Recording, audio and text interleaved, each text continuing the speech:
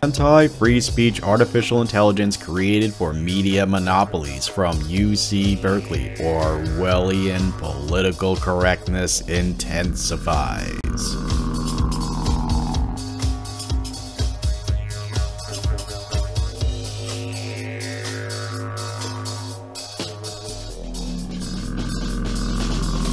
I'm warning you everyone, this video is really gonna rock your world. What are the SJWs doing now? UC Berkeley made a new AI to hunt hate speech online, but their definition of hate speech keeps expanding and they call everyone they don't like trolls. Since the dawn of the internet, message boards and chat rooms have lit up with people who disagree with other people. But only recently have media monopolies been censoring people who don't conform to their political agendas, and they call them trolls. UC Berkeley, the ADL, and something called the Mechanical Turk have almost perfected an artificial intelligence that will detect hate speech with an amazing accuracy and thoroughness to censor people on Google, Twitter, Facebook, and Reddit.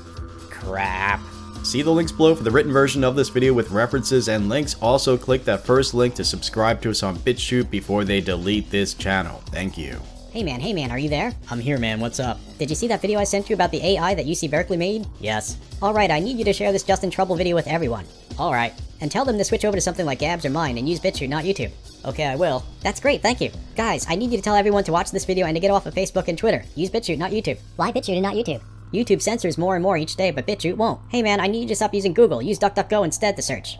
Why? Because Google skews their results to fit a certain political agenda. And use BitChute, not YouTube. Okay, I'm subscribing to all my favorite YouTubers over on BitChute. That's great, thanks man. Hey everyone out there, make sure you share this Just in Trouble video with everyone. What happens when the University of California at Berkeley and the ADL, that is the Anti-Defamation League, put their heads together? An Orwellian brainchild, an artificial intelligence designed to root out hate speech. While it's not the first system to do such a thing, it is supposedly going to be a whole new level. For example, it's supposedly better than any previous system for deciphering, well, ciphers, like spelling words with zeros for O's or using a lowercase l for an uppercase I, for example. Supposedly it's going to catch those things, and euphemisms, new euphemisms. And I'm sure it won't make any mistakes. The ADL is both praised for championing civil rights and criticized for attacking civil rights. For example, they seek to end bigoted speech, quote, by appeals to reason and conscience, unquote, which is a noble cause, I believe, but also, quote, by appeals to law, unquote, which is unacceptable. Reference ADL, no date. UC Berkeley is famous for its pro-free speech history, but also for its more recent opposition, at times violent and criminally negligent opposition to free speech, as well as freedom of peaceable assembly and freedom of association and so on. Reference my own videos. Well, a director from the ADL and a director from UC Berkeley's Social Science Research Center D-Lab shared a dream. A dream to forge a Faustian technology, to devise an infernal entity, an artificial intelligence, a mockery of nature, a digital golem, and to hand over that unfathomable power to titanic, amoral juggernauts, powerful yet power-hungry media monopolies. What could go wrong, right? I mean, it's not like giants like Facebook sell your private data to dictatorships overseas, or use illegal slave labor, or lie, or cheat, or collude, or censor, or wait a minute, it is that way. Shoot. With Facebook getting caught selling your private information to China, then getting caught selling your direct messages more recently, and with Facebook as well as Twitter, Apple, Patreon, PayPal, YouTube, and other big tech media monopolies increasingly and openly censoring users and discriminating against clients, you may just want to switch over to alternatives, such as social media platforms that are committed to free speech, such as Minds and Gab, and which, in the case of Minds, protects your privacy with something called blockchains, rather than selling your private data. And now in this video, we're going to discuss another really big reason why you should switch over. ADL and the University of California at Berkeley's D-Lab have been working to develop a new approach to tackle online hate using the latest methods. The goal of the Online Hate Index is to help tech platforms better understand the growing amount of hate on social media and to use that information to address the problem. By combining artificial intelligence and machine learning with social science, the Online Hate Index will ultimately uncover and identify trends and patterns in hate speech across different platforms. We've just completed our first phase of research, and we found that the machine learning model identified hate speech accurately between 78 and 85% of the time. In the next phase of our project, We will look at specific targeted populations in a more detailed manner.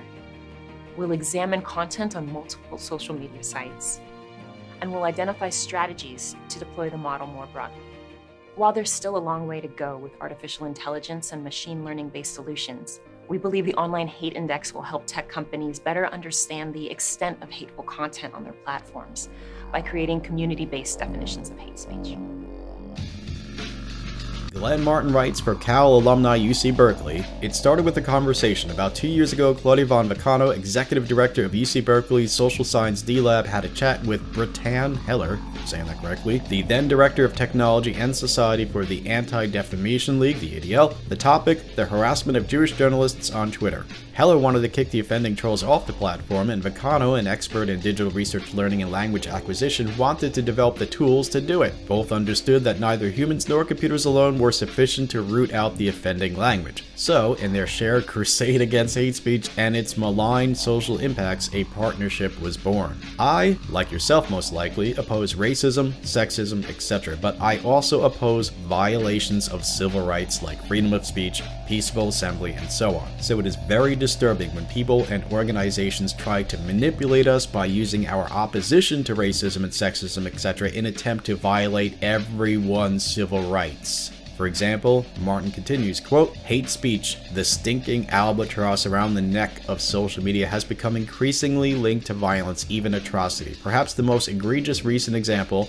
Robert Bowers, the accused shooter in the October massacre at Pittsburgh's Tree of Life Synagogue, was reportedly inflamed by and shared his own anti-Semitic tirades on Gab, a platform popular with the alt-right that was temporarily deactivated following the shooting. Notice that he doesn't mention the reprehensible things on media giants like Twitter and Facebook, such as that live broadcast of a kidnapping and the cruel treatment of that mentally disabled young man, or Antifa or ISIS using these platforms to organize for violent attacks, or shooters using their platforms, or, for example, James Fields posting white supremacist symbols and pictures of Hitler on Facebook.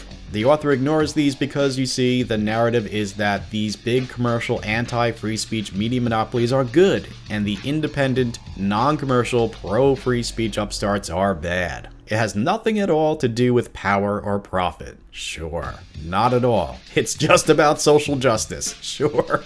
He continues, currently Facebook and Twitter employ thousands of people to identify and jettison hateful posts, but humans are slow and expensive, and many find the work emotionally taxing, traumatizing even. If they're that weak. There's this popular narrative that connotes a snowflake with a leftist who is intolerant of conservative ideas. John Wilson, an editor of the American Association of University Professors Academe blog, points out that snowflakes fall everywhere.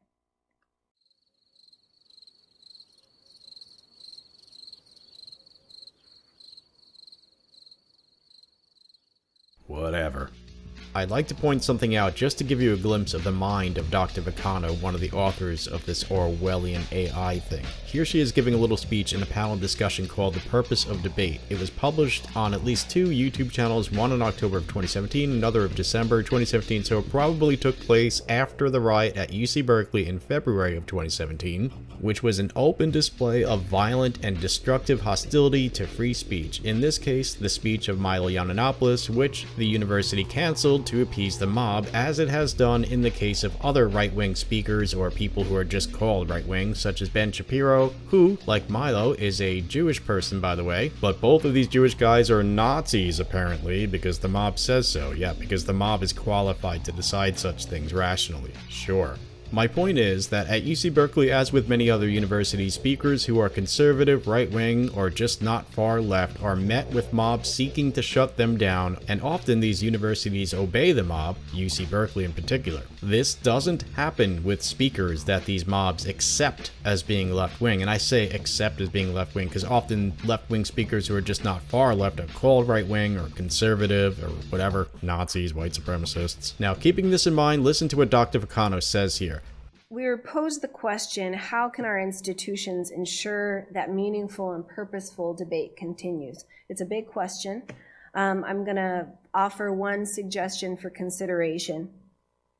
During this politically polarized moment of history, debates regarding free speech on college campuses tend to revolve around the rights of invited conservative speakers. Yep, she said that as if it were not a well-known fact, that only right-wing or conservative people, or people who are called such, have their free speech shut down at these universities, and never the far lefties. And she knows this, and she is insulting the intelligence of anyone who's listening. This sort of intellectually dishonest and blatantly hypocritical crap pervades her entire speech, wherein she speaks of free speech as if she were in favor of it. I encourage you to watch her entire speech, and indeed the entire discussion. See the link below for that. And when you do, you may see, like I do, that this is definitely an SJW. This is someone who talks about free speech but scoffs at the idea of free speech of those she disagrees with, and this is a woman who blatantly ignores violence against those people and still behaves as if there's some sort of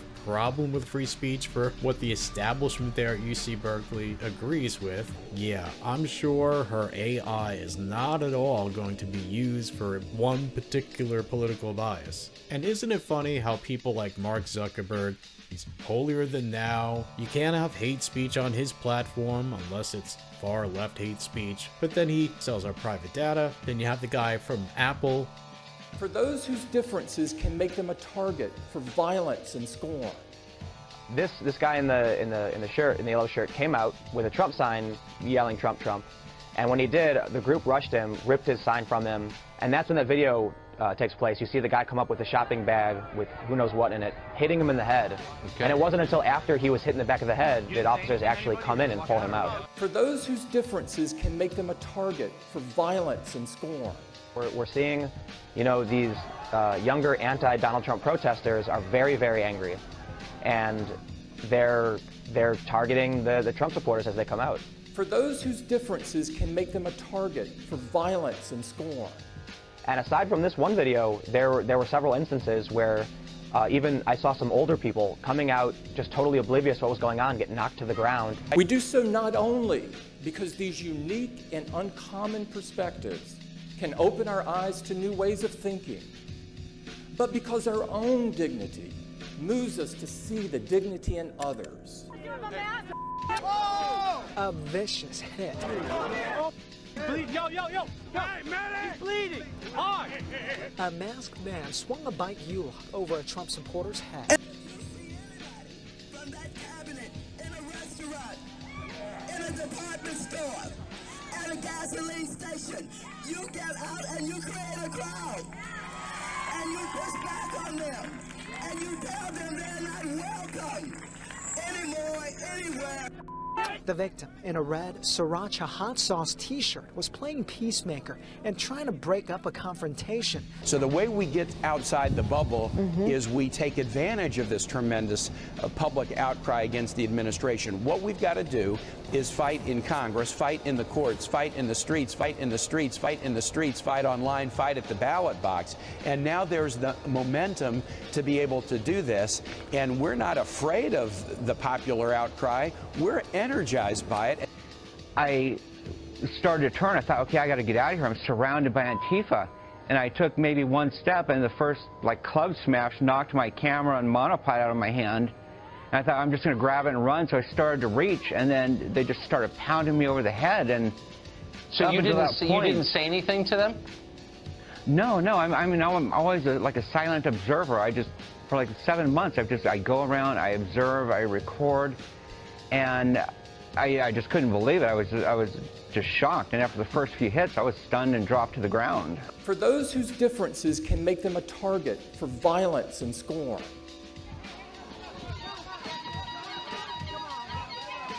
In the streets. Once again, Antifa members attacked peaceful demonstrators. And once again, they came to fight, dressed in black, wearing masks, and armed with smoke bombs, shields, and pepper spray. Take a look.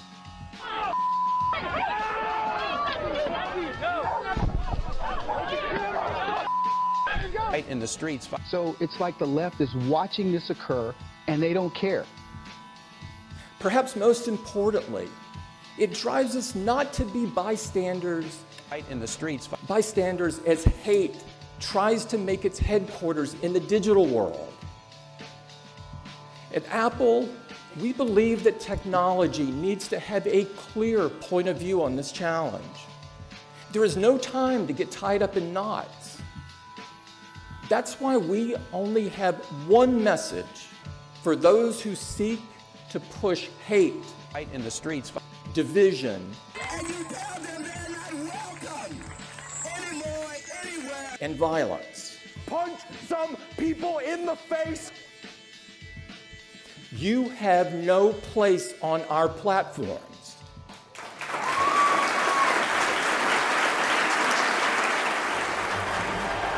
So this is how liberty dies. With thunderous applause. Meanwhile, the offenders that we just saw, Antifa and other people, well, they can use his platforms to spread hate, to plan attacks and whatnot, but that's okay because it just doesn't count. Because of, moral superiority or something like that. Again, that was Apple CEO Tim Cook speaking on December 3rd, 2018 at an ADL event, the very same ADL that partnered with UC Berkeley to make this Orwellian AI, which I'm sure will be applied very fairly and not one-sidedly at all. He's holier than thou, and it's a sin to not, censor hate speech and blah blah blah, and then he basically employs slave labor for his products. He's not holier than thou, and there's plenty of hate speech on his platforms. And then we could say similar stuff for Jack Dorsey and Jack Conte, etc. They're all hypocrites, they're not holier than thou, they do not have the qualification or the rationality or the objectivity to decide what is hate speech, etc. Moving on.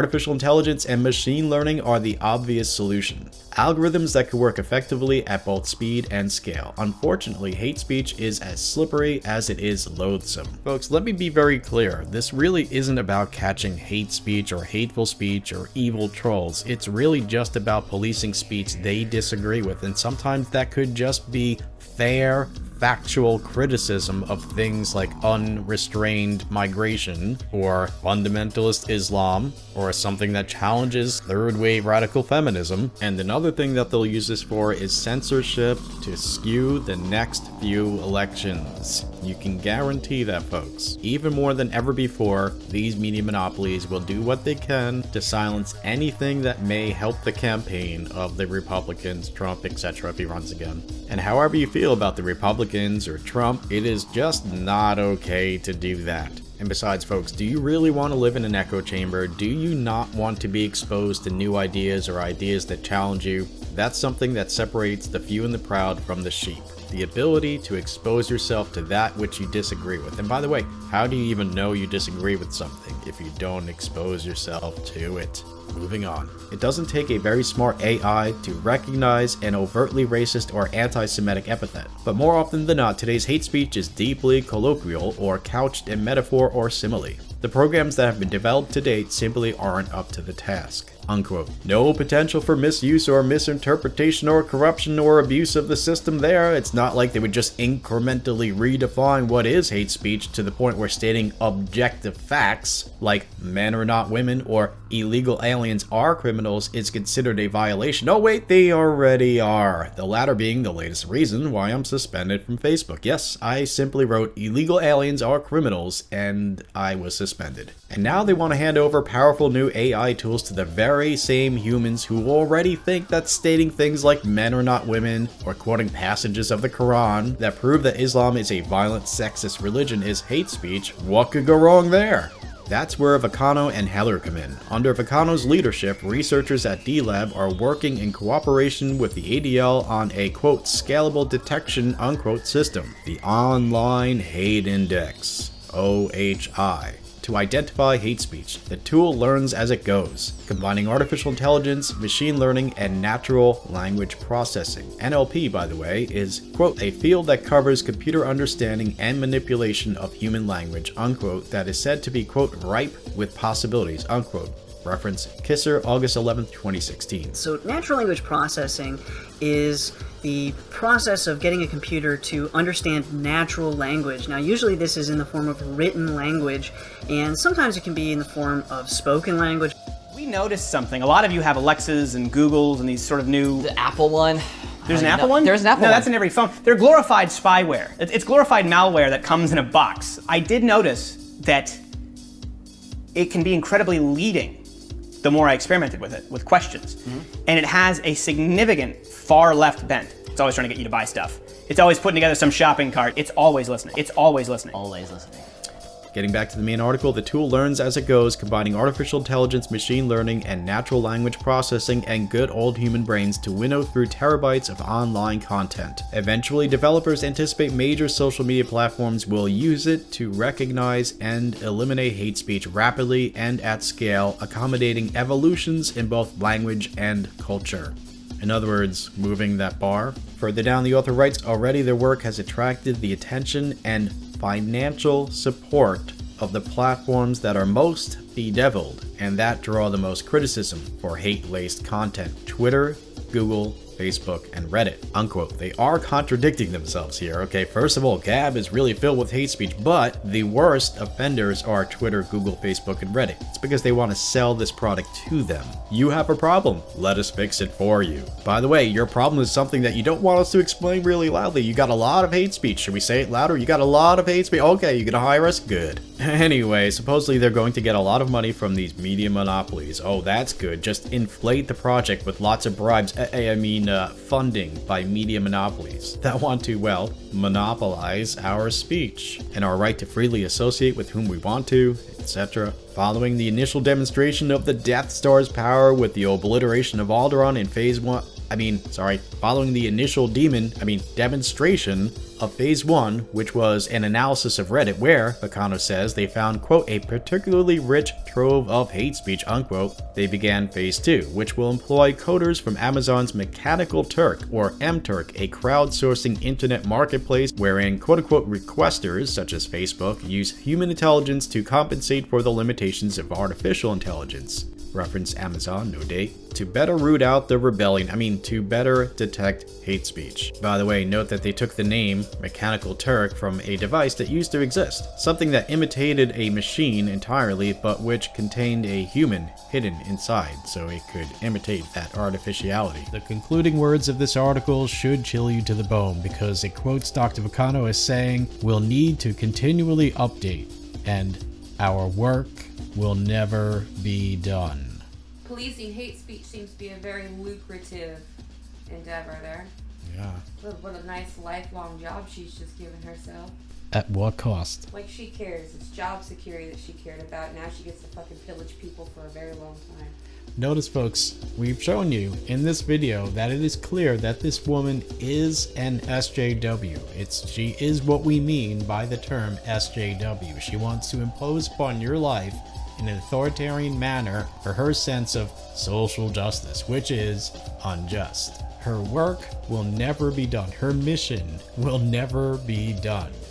Remember towards the end of 1984 when O'Brien's describing the party Big Brother? Imagine a boot stamping on the face of humanity forever. Forever, that's the thing. It's power for power's sake. There is no end. Just continual destruction and accumulation of power. By taking it from others, the accumulation of power.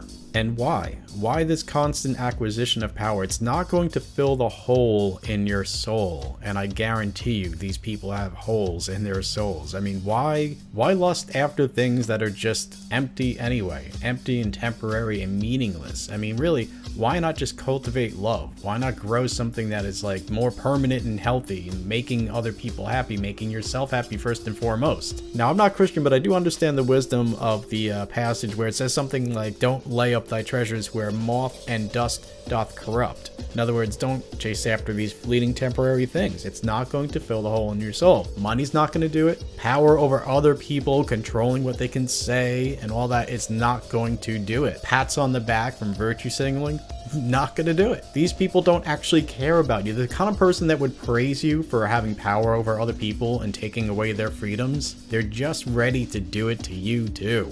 And let's face it, if you're that kind of person, you would do it to them. You both have knives behind your back meant for each other's backs. Your existence is empty, and I understand why you want to take vengeance upon the world, because you think the world owes you happiness, when really it's up to you. Don't be resentful that you're not happy, that's your own fault.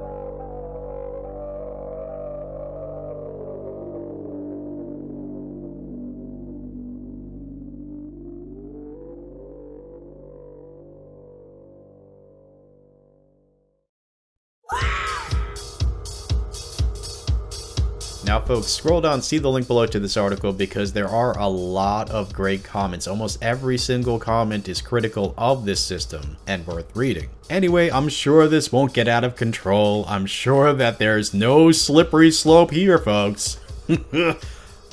We live in insane and scary times, but look, this is why you have to get off of these media monopolies. In fact, see the links below to subscribe to me or follow me or whatever on these social media platforms that are committed to free speech, that don't have advertisements, and that encode your private data so that they couldn't sell it even if they wanted to. With Orwellian technology like this, and with society increasingly moving more and more in this direction, how long will it be before they implement something like in the South Park episode that just hunts down people who say anything bad and basically doxes them and maybe even sends the police? Oh, wait a minute. They already do that in the UK.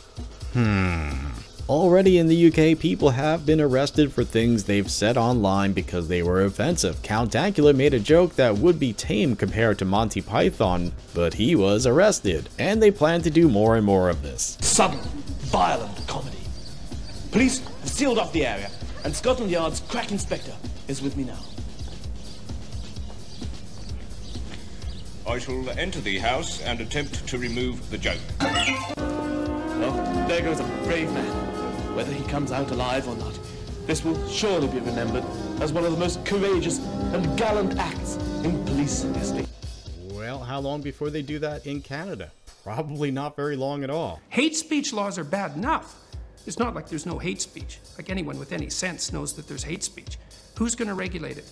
Who's going to define it? I know the answer to that. The last people in the world you would want to.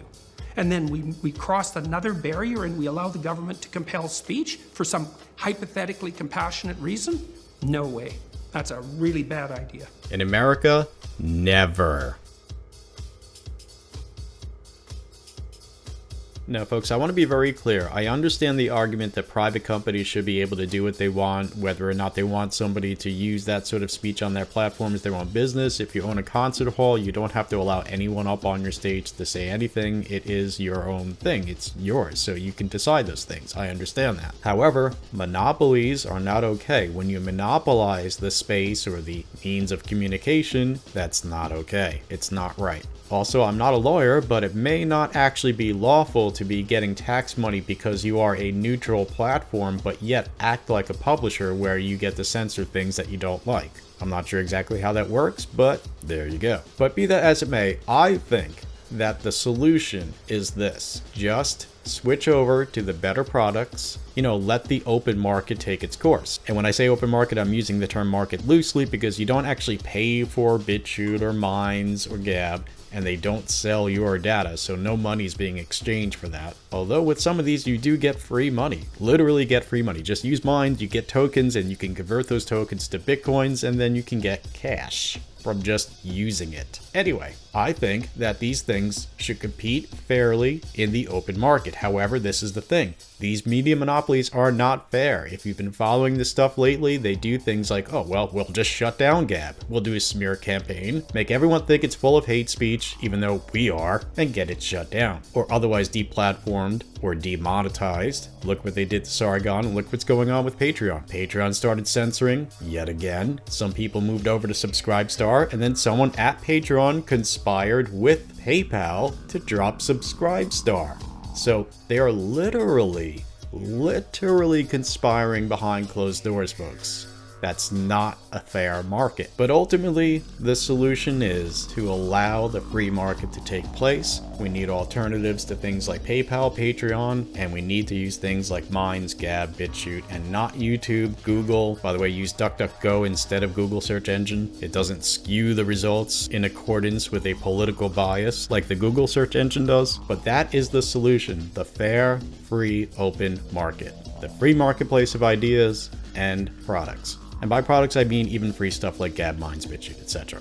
Folks, leave us a comment below. Tell us what you think. Also, again, see the links below for the written version of this article with all the references and links. If you want to go and leave a comment to these people on their web pages, go ahead and do so. And again, tell us what you think in the comments section below. People, some of our best videos are only available on BitChute because YouTube removes some of our best videos. Videos where we expose these lying propagandists that pose as journalists, for example. So make sure you subscribe to us on BitChute. See that first link in the description below. We don't ask for money, but we do ask that you repay us for our relentless hard work by sharing our BitChute videos. Again, BitChute, we much prefer that you share our videos from BitChute and not from YouTube because there's no future for channels like ours on YouTube, but we think that BitChute will stay around unless the media monopolies manage to kill that off too. So again, see the link to subscribe to us on BitChute. Thank you very much. Peace, love, freedom, and equality, truth, justice, honor, hope, courage, humor, personal responsibility, and individual liberty. Thanks for watching. No, okay. Thanks for watching.